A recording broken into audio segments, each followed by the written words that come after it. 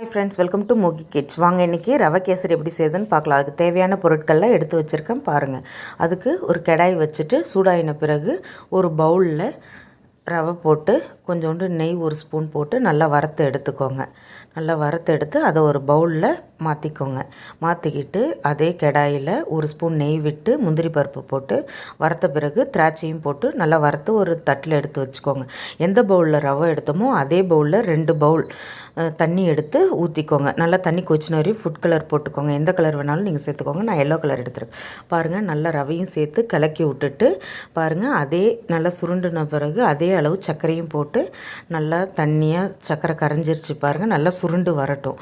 பாருங்கள், நல்லா சுருண்டு வந்துருச்சு. வந்த பிறகு இந்த ஸ்டேஜில் கொஞ்சோண்டு ஏலக்காய் பவுடர் எடுத்து வச்சுருக்கோம்ல, அதையும் தூவிக்கோங்க. அது கலந்த பிறகு முந்திரி திராட்சை வறுத்து வச்சதையும் போட்டுட்டு நெய் ஒரு ஸ்பூன் போட்டு அவ்வளோதான். பாருங்கள், சூப்பராக கேசரி ரெடி ஆகிடுச்சு.